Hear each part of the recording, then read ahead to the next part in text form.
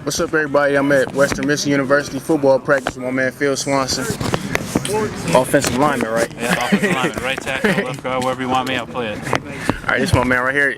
Talk about how this season been going so far. Is everything going the way you planned, or? Well, obviously, you know, with our record stuff, it's not going the way we planned it. Anytime you're under 500, 4 or 5, and you've lost a couple close games, things like that, it's very frustrating as a team. But we feel like we got a good group of guys. It's just, you know, for some reason, something's been missing in a couple of these games. And we got 3 games left to try and figure it out. If we win those 3, we'll definitely be right in there for a bowl bid. So that's what our goal is right now.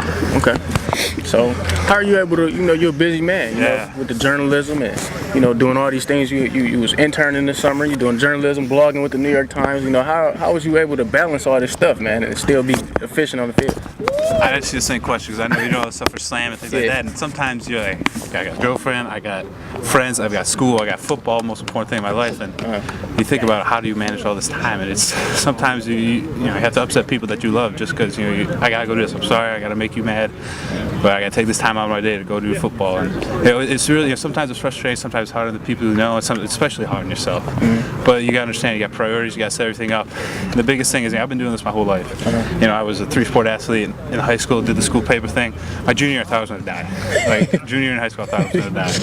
I had AP English, chemistry, things like that, and then on top of writing for my school paper, like 7 stories every issue, and it was just crazy. It was one of those things you kind of prepared you for later in life, prepared you for college big time. But it's one thing I hate it when I don't want to call them normies or whatever, but kids that just go to school, they work a job and things like that, and that's awesome.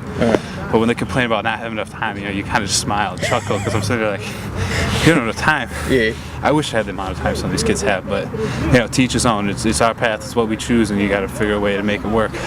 So has it gotten easier as years went by, or is it still tough as it was your freshman year? It's easier to know what to expect, but as far as executing, no. I mean, like this week, I thought last week was going to be my hell week. This week turns out it's going to be a hell of my hell week. I got a 4 to 5-page response paper due tomorrow. I've got a journalism law research paper due on Friday, and I have 2 tests on Thursday. Oh my God! And I have football. I have Michigan State game to prepare somewhere in there, So you figure you're trying to work everything out. So, and the thing is, I try to get 8 hours of sleep every night. I don't care if I don't have my stuff done by midnight. I'm done. I'm just shutting it off, going to bed. That's my problem, man. So we got a couple classes together. Obviously, you got a little swag, man. You come to class with Jordans and all this and that. How do you stay on top of the latest trends and the latest shoes and all that with being so busy, man? Man, that's always my steez. Like growing up in high school, I didn't wear jeans probably until I got to college, And even then, when I pick out a pair of jeans, it's Coogee or something like that, because I don't like that stuff. Like if you go to the Buckle, those jeans are nice or whatever, but they're too plain for me. I gotta have something going on. This has always just kind of been my style. I love hip hop. I grew up on that stuff. From 6th grade on, that's all I've listened to. That's all I've been into. I just kind of embraced that culture. I grew up a white suburban, and it really pissed me off.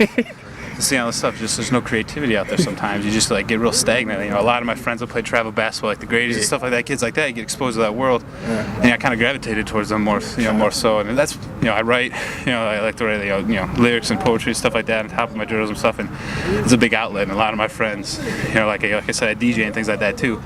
So my worldview kind of, I try to expand a lot from where I grew up. But that's just the way it is. Jordans, I'm a shoe freak. I love music, just stuff like that. There's that hip hop fashion too. That's just something I'm into.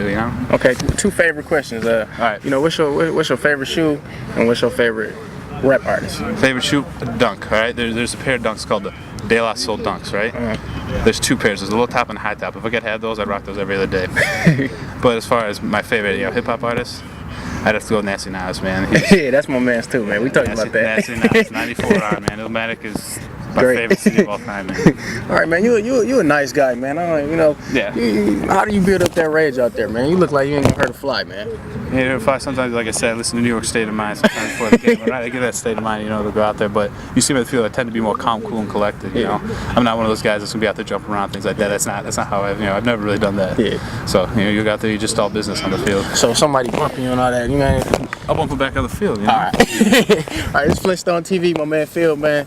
I'll let y'all next week. First question I got for you, Bob, is how's Phil as a person? Is he one of the best people that you've coached while you've been at Western Michigan? Yes, Phil's a wonderful person, and he's very intelligent and very outgoing, and he's a great guy. And you know what though, all of our kids You know, we're very, very spoiled here. But in our offensive line of scrimmage and on our football team, we got a bunch of great people here. And it's fun to coach because they are great people. What do you feel like separates Phil, from some of the other guys that's here? Because obviously he's doing a lot of things with, the New York Times and DJ and its interns. What do you think separates him and makes him stand above the rest? Well, I'm concerned about the amount of time you put into football and the amount of things he's got going on. And that's a concern. There's a certain amount of time that you put into this game, and when you take away from that time, then you take away from your pursuit of perfection, and we're concerned about that. I would be lying to you if I told you any different.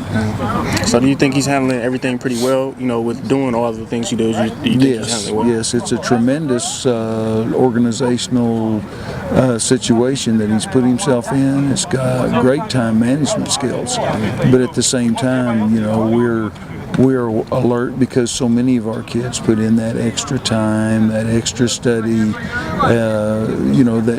that they don't get it right away, but so much of it takes place at night when they sleep. They go back and they dream it. And if you don't put the time in with the tape study and so forth like this, you don't program yourself for a night when you sleep, when you get better. So just final question, is there anything else that you would like to add about his character or just him as a person that we didn't talk about so far? Well, I don't think so. I think he's a great person, and he's there's not one thing wrong with Philip Swanson.